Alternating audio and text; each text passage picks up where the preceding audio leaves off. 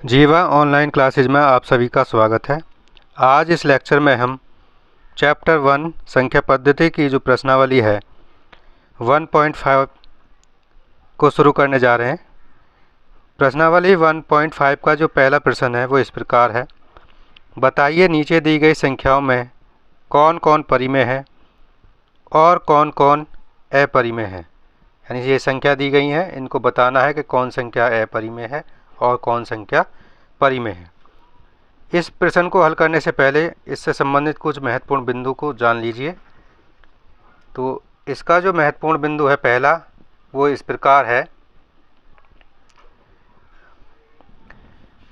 कि यदि परिमेय संख्या यानी कोई परिमेय संख्या है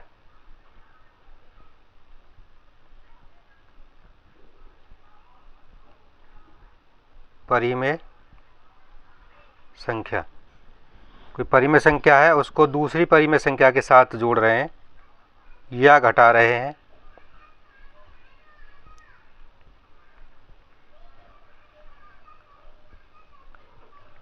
यानी किन्हीं दो परिमेय संख्याओं को या तो प्लस करें या माइनस करें, तो जो रिजल्ट आता है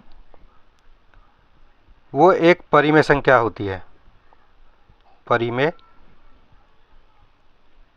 संख्या। इसी प्रकार यदि परिमेय संख्या को यानी एक परिमेय संख्या को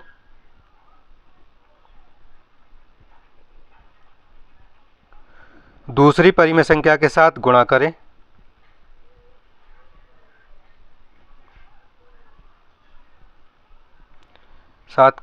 करें, तो जो रिजल्ट मिलता है, जो परिणाम आता है, वो एक परिमेय संख्या होती है, परिमेय संख्या। आगे यदि हम परिमेय संख्या को परिमेय संख्या से भाग देते हैं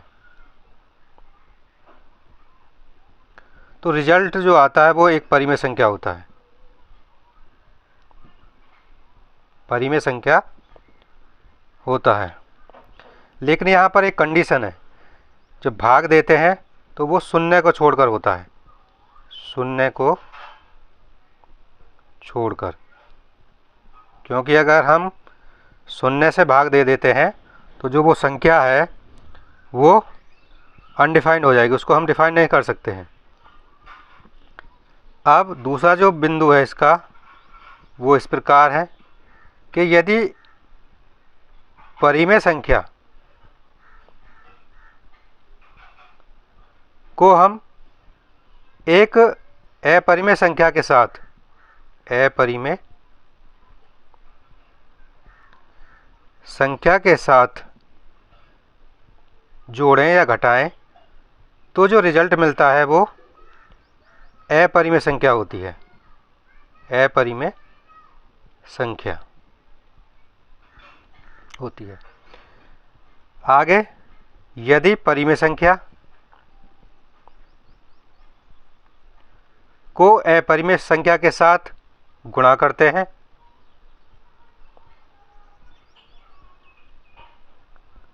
तो जो रिजल्ट प्राप्त होता है वह भी अपरिमेय संख्या होती है।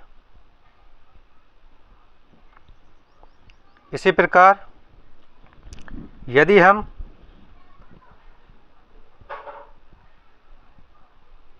अपरिमेय संख्या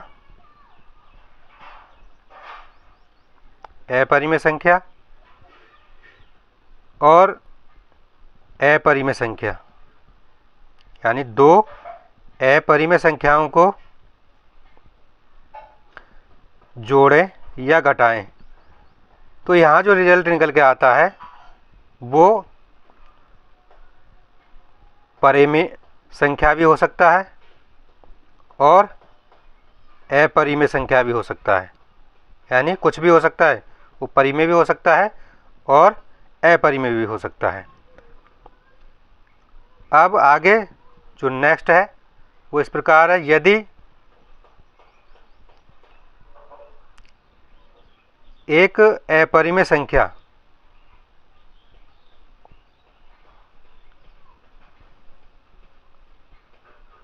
के साथ एक शून्येतर, इसको हम बोलते हैं शून्येतर को नॉन जीरो, यानी जीरो नहीं होना चाहिए। परिमेय संख्या के साथ, परिमेय संख्या का गुणनफल या भागफल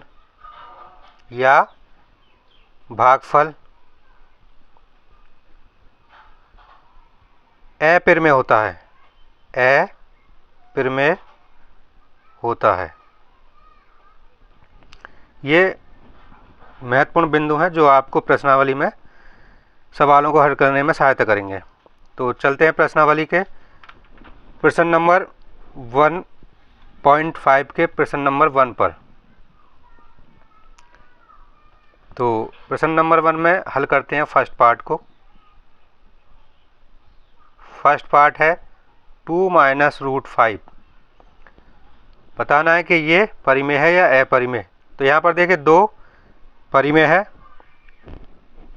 और रूट 5 अपरिमेय है। यहाँ पर एक बात और नोट कर लीजिए, अगर किसी अभाज्य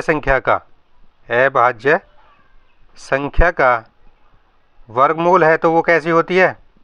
अपरिमेय संख्या होती है वो। तो यहाँ पर रूट 5 क्या है? अपरिमेय।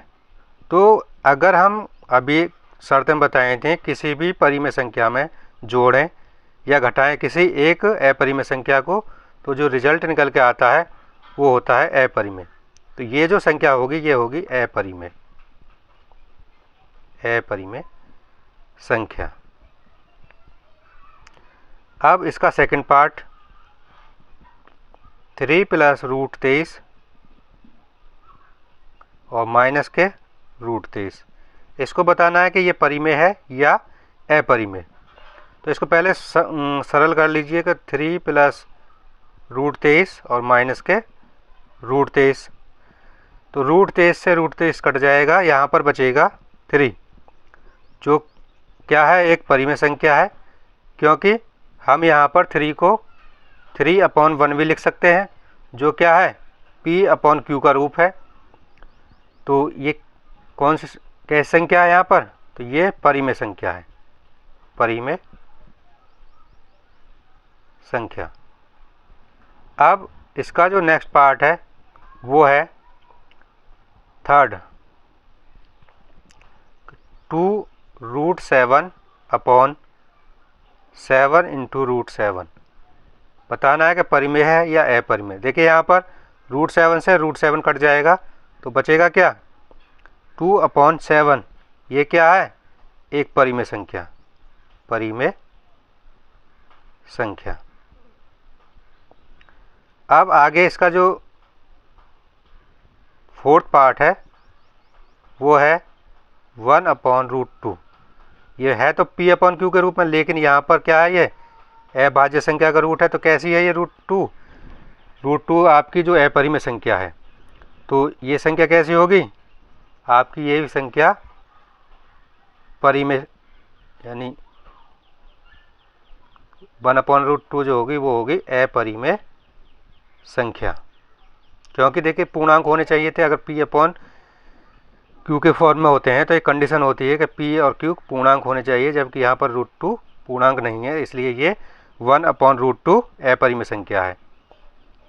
अब इसका जो लास्ट पार्ट है फिफ्थ 2 पाई, आपको बताना है कि ये परिमेय है या अपरिमेय। यहाँ पर देखिए 2 जो है वो परिमेय संख्या है और पाई अपरिमेय संख्या है। तो परिमेय और अपरिमेय संख्याओं का जो गुणनफल होता है वो सदैव अपरिमेय होता है, अपरिमेय संख्या। तो ये क्या होगी? अपरिमेय संख्या। आप इस तरह को भी समझ सकते हैं कि पाई जो होती है वो अपरिमेय संख्या होती है। क्यों? क्योंकि जो इसका दशमलव प्रसार होता है वो अशांत अनावर्ती का होता है, और वे संख्या जिनका दशमलव प्रसार अशांत अनावर्ती का होता है वो अपरिमेय होती हैं। और जब अपरिमेय की संख्या की किसी परिमेय संख्या के साथ गुणा की जाती है तो जो रिजल्ट प्राप्त होता है वो अपरिमेय संख्या होती है। अब चलते हैं प्रश्न नंबर 2 पर। प्रश्न नंबर 2 में कहा गया है कि निम्नलिखित व्यंजकों में से प्रत्येक व्यंजक को सरल कीजिए, यानी इनको सरल करना है। तो सरल करने से पहले कुछ सूत्र हैं, इनको जान लीजिए। पहला है A square minus B square, ये 8th क्लास में पढ़ा होगा आपने। तो इसका जो फॉर्मूला होता है, इसको बोलते हैं दो वर्गों का अंतर। तो एक में तो ब्रैकेट में दोनों जोड़े जाते हैं और दूसरे ब्रैकेट में ये घटाए जाते हैं, यानी ए प्लस बी एक ब्रैकेट में और दूसरे में ए माइनस बी, इस तरह से। अब दूसरा जो है वो है ए प्लस बी का होल स्क्वायर बोलते हैं इसको। तो जब इसको खोलते हैं तो ये होता है ए का स्क्वायर प्लस बी का स्क्वायर, अगर यहाँ प्लस है तो प्लस आएगा 2ab, ये होता है एक। अब तीसरा जो फॉर्मूला है वो होता है ए माइनस बी का होल स्क्वायर। इसमें और इसमें ये अंतर है, अगर यहाँ पर प्लस है तो यहाँ प्लस आएगा 2ab में, यहाँ माइनस है तो माइनस 2ab आएगा, बाकी सेम रहता है। तो A square plus B square minus के 2ab, इनको ध्यान रखना है। अब चलिए प्रश्न को हल करते हैं। तो हल करते हैं इसके फर्स्ट पार्ट को। फर्स्ट पार्ट जो दिया हुआ है 3 प्लस रूट 3 2 प्लस रूट 2, इसको सॉल्व करना है। तो देखिए इसका मल्टीप्लाई, इस ब्रैकेट को आपस में मल्टीप्लाई करेंगे तो 3 का 2 के साथ मल्टीप्लाई होगा तो 6 हो जाएगा, और जब 3 का इस रूट 2 के साथ होगा तो प्लस 3 रूट 2 होगा। इसी प्रकार रूट 3 का मल्टीप्लाई करते हैं इस ब्रैकेट में तो 2 इंटू रूट 3, और जब इसका और इसका मल्टीप्लाई होगा तो प्लस निशान लगाएंगे, और रूट 3 इंटू रूट 2। इसको आगे और सॉल्व कर लीजिए। 6 प्लस, देखिए अलग अलग है, इनकी वैल्यू जो है डिफरेंट है, इसलिए ये ऐड नहीं हो सकते, इसलिए ये ऐसे ही रहेंगे 3 रूट 2 प्लस के 2 रूट 3। और यहाँ पर एक कंडीशन होती है कि अगर कोई दो रूट में दिए हुए हैं तो उनको एक साथ मल्टीप्लाई करके लिखा जा सकता है कि रूट 3 दूनी 6। आपका ये आंसर है। इसी तरह से आगे करते हैं। इसका जो सेकंड पार्ट है, सेकंड पार्ट जो है वो है 3 प्लस रूट 3 3 माइनस रूट 3, इसको सरल करेंगे। तो देखिए यहाँ पर क्या है, ये आपका a प्लस बी और a माइनस बी बराबर जो होता है A square minus B square, यानी दो वर्गों का अंतर का जो सूत्र होता है इसके आधार पर है। तो जब इसको करेंगे तो क्या होगा, देखिए जब ये दोनों ब्रैकेट में दिया है ए प्लस बी और ए माइनस बी, तो ए के स्थान पर 3 है और बी के स्थान पर रूट 3 है, तो इसको लिख सकते हैं ए का स्क्वायर माइनस बी का स्क्वायर। तो करिए, ए के स्थान पर 3 है तो इसका स्क्वायर, माइनस बी के स्थान पर जो है रूट 3 है तो इसका स्क्वायर। जब इसको सॉल्व करेंगे तो 3 का वर्ग 9 यानी 9 होता है, और किसी भी संख्या का अगर रूट है और उसका स्क्वायर हो रहा है तो वो रूट हट जाता है और वो वैल्यू आ जाती है। यानी इसका मतलब होता है कि रूट 3 का स्क्वायर बराबर जो होता है वो होता है रूट 3 मल्टीप्लाई रूट 3, और जब किसी दो रूट संख्याओं का मल्टीप्लाई होता है तो रूट हट जाता है और वह संख्या आ जाती है, इस तरह से। अब 9 में से 3 गए तो आपका बचा 6, ये आपका आंसर है। अब नेक्स्ट पार्ट जो है आपका थर्ड पार्ट, वो है रूट 5 प्लस रूट 2 का होल स्क्वायर। अब इसको ओपन कर दीजिए सूत्र किसके द्वारा, जो आपका सूत्र होता है A square plus B square plus 2ab के अनुसार। ए के स्थान पर यहाँ पर रूट 5 है, बी के स्थान पर रूट 2 है, तो रूट 5 का स्क्वायर हो जाएगा और प्लस बी का स्क्वायर यानी रूट 2 का स्क्वायर हो जाएगा, और प्लस 2ab, ए के स्थान पर 5 रूट और बी के स्थान पर रूट 2। इनको सॉल्व करेंगे तो अभी बताया था कि अगर रूट का वर्ग है तो रूट हट जाता है, तो 5 और प्लस 2 और प्लस 2, और इनका मल्टीप्लाई करेंगे तो ये रूट के अंदर आ जाएंगे, 5 दूनी 10। इस तरह से आप इनको जोड़ेंगे, 5 और 2 7 और प्लस 2 रूट 10, ये आपका आंसर है। अब इसका जो चौथा पार्ट यानी प्रश्न नंबर 2 का चौथा पार्ट और लास्ट आपका है ये कि रूट 5 माइनस √2, दूसरे ब्रैकेट में √5 प्लस के √2, यानी ये इसी प्रकार का फिर दोबारा से है, यानी इस तरह से लिखा गया, इसको इस तरह से लिख सकते हैं। तो ए के स्थान पर क्या है यहाँ पर √5, बी के स्थान पर √2, तो क्या होता है A square minus B square. तो ए के स्थान पर क्या है √5, तो इसका स्क्वायर होगा, बी के स्थान पर √2, इसका स्क्वायर होगा। अब फिर वही √5 का स्क्वायर है तो रूट हट जाएगा, 5 माइनस 2, तो जो आपका आंसर आएगा कितना आएगा, 5 में से 2 गए तो 3, ये आपका आंसर है। इस प्रकार प्रश्न नंबर 2 यहाँ ख़त्म होता है। अब चलते हैं नेक्स्ट प्रश्न नंबर 3 पर। तो प्रश्न नंबर 3 इस प्रकार है। प्रश्न नंबर 3, आपको याद होगा कि पाई को एक वृत्त की परिधि, मान लीजिए सी, मान लीजिए कोई वृत्त है इस तरह से, और जो इसकी परिधि है उसको सी माना गया है, और उसके व्यास यानी वृत्त का जो व्यास होता है ये, उसको डी मान लीजिए। इन दोनों का जो अनुपात से परिभाषित किया जाता है कि अर्थात पाई बराबर C/D है। यह इस तथ्य का अंतर्विरोध करता हुआ प्रतीत होता है कि पाई अपरिमेय है। इस अंतर्विरोध का निराकरण आप किस प्रकार करेंगे? तो इसका निराकरण क्या होगा, ठीक है, हल करते हैं। पाई बराबर दिया है C/D। यहाँ पर पाई क्या है, एक अपरिमेय संख्या है, जबकि C/D क्या है, परिधि और व्यास का अनुपात है, जो कि P/Q के रूप में लिखा गया है। तो ये परिमेय संख्या है।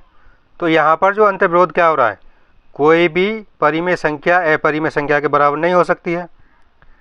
तो इस कंडीशन में क्या होगा, या तो C या D, इनमें से कोई एक संख्या अपरिमेय होगी, या तो C अपरिमेय होगी या D अपरिमेय होगी।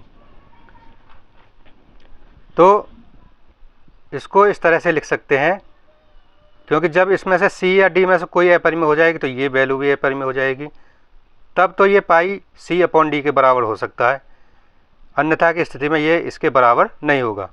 तो आप यहाँ लिख सकते हैं कि यह तब बराबर हो सकती हैं जब C या D में से कोई एक अपरिमेय है, ठीक है, या तो C परिमेय हो या D अपरिमेय हो, इनमें से कोई एक होगा, तब ये संख्या C/D हो क्या होगी, अपरिमेय हो जाएगी। और पाई भी अपरिमेय तो ये बराबर हो सकती हैं, अन्यथा नहीं हो सकती हैं। तो इसलिए उसमें कंडीशन में क्या होगा, C/D, यानी C/D क्या होगा, भी अपरिमेय होगा, अपरिमेय होगी, तब तो ये हो सकता है, अन्यथा नहीं होगा। यही इसमें अंतर्विरोध है। आप इस अंतर्विरोध का निराकरण इस तरह से कर सकते हैं। अब आगे चलते हैं प्रश्न नंबर 4 पर। प्रश्न नंबर जो 4 है उसमें आपको संख्या रेखा पर √9.3 को निरूपित करना है।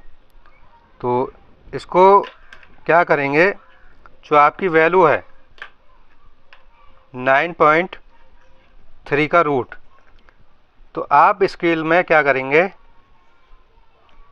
स्केल देखिए यहाँ पर एक लाइन खींचिए, कितनी, 9.3 की।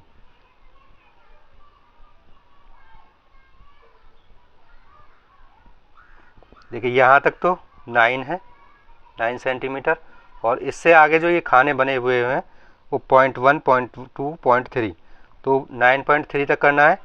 तो आप कहाँ तक करेंगे, इसका जो 3 पॉइंट तक, तो 3 यहाँ पर है, तो यहाँ तक 0 से, यानी यहाँ से स्केल का 0 से और 9.3 तक। इसको मान लीजिए कोई बिंदु दे देते हैं कि ये ए बिंदु है, और ये बी बिंदु है। अब क्या करेंगे, इस रेखा को 1 सेंटीमीटर और बढ़ाएंगे, क्योंकि हमें इसको नंबर लाइन पे दिखाना है। तो इसको क्या करेंगे, हम इसको जब 1 सेंटीमीटर बढ़ाएंगे तो ये हो जाएगा 10.3, यानी यहाँ पर इस तरह से। इसको मान लेते हैं कोई बिंदु ये सी है।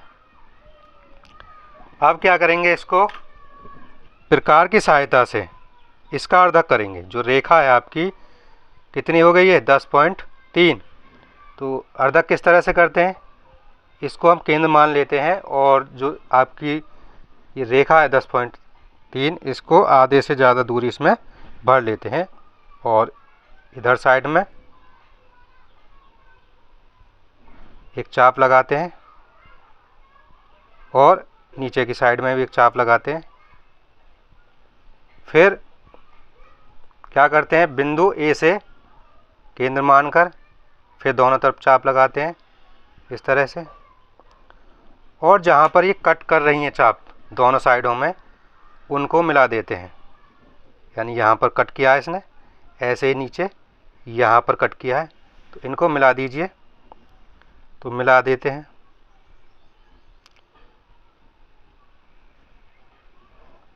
अब इसको मिलाने के बाद मान लेते हैं कि इसका केंद्र जो है ये बिंदु ओ है। अब क्या है, देखिए अब हमें ये एक केंद्र मिल गया ओ को केंद्र मानकर हम क्या कर सकते हैं, इस त्रिज्या का ओ ए का एक अर्धवृत्त यानी सेमी सर्कल खींचेंगे। ओ को केंद्र मान लीजिए और इसकी दूरी भरकर ओ ए को अर्धवृत्त खींचेंगे। तो अर्धवृत्त खींचेंगे, तो खींचिए, तो क्या होगा, यानी ओ को केंद्र मानकर यहाँ से जब खींचेंगे तो इस तरह से खींचेगा। ठीक है, ये आपका अर्धवृत्त बन गया। अब आप बिंदु बी पर चांदे की सहायता से या प्रकार की सहायता से बना सकते हैं, 90 डिग्री का एंगल बनाएंगे यहाँ पर। तो जो आपकी ये 90 डिग्री यहाँ पर है, इसको इससे बी से मिला देंगे।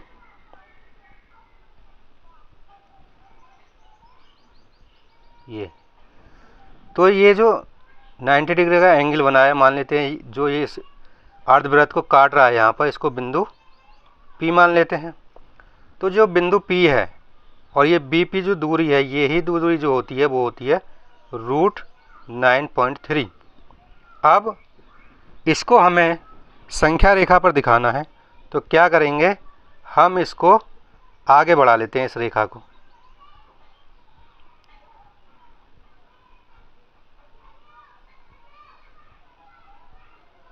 यानी एक यहाँ तक है, 2 यहाँ तक है और 3 यहाँ तक है। ये नंबर लाइन होगी। अब आपको क्या करना है, प्रकार में इस दूरी को भरकर, कौन सी को, BP, ये वाली, यानी ये दूरी है आपकी, इससे नंबर लाइन पर एक चाप लगाना है। देखिए इस तरह से। तो देखिए ये जो चाप है नंबर लाइन पर, देखिए यहाँ पर ये 1 था, यहाँ से यहाँ तक ये 2 और ये 3। तो देखिए 3 के बगल में जाती है, यानी 3 के नज़दीक है, बिल्कुल 3 पर नहीं है, उससे आगे थोड़ा। तो ये जो बिंदु होता है आपका, ये √9.3 को निरूपित करता है संख्या रेखा पर, यानी जो 9.3 है ये अंडर रूट यहाँ पर होगा। अब आप इसको प्रूव करके दिखा सकते हैं कि ये BC तो 1 है और पूरा कितना है, ये यहाँ पर लिख सकते हैं। देखिए AC कितना है, 10.3, क्योंकि AB 9.3 है, 1 सेंटीमीटर हमने इसको बढ़ाया तो कितना होगा, 10.3। अब इसको प्रूफ करने के लिए क्या करेंगे, आप बिंदु P को O से मिला दीजिए, बिंदु P को O से मिला दीजिए, मिला दिया। अब ये 90 डिग्री है। यहाँ पर देखिए OC कितनी होगी, अगर हम OC को निकालें तो OC कितनी हो जाएगी, OC बराबर, OC क्या है, AB की आधी है, यानी AC की आधी है, और AC कितना है 10.3, और इसका आधा कितना होता है 5.15, ये निकल आई OC। अब आप इसको प्रूफ करना है तो प्रूफ इस तरह से कर सकते हैं। मान लेते हैं कि माना OA बराबर x है, यानी यहाँ से यहाँ तक की दूरी जो है ये हमने x मान ली OA। जब ये x है तो ये भी O और P ये भी x होगी, किसके बराबर होगी, OP के, क्योंकि ये दोनों ही त्रिज्या हैं अर्धवृत्त की, ये भी त्रिज्या है OA और OP भी अर्धवृत्त की त्रिज्या है।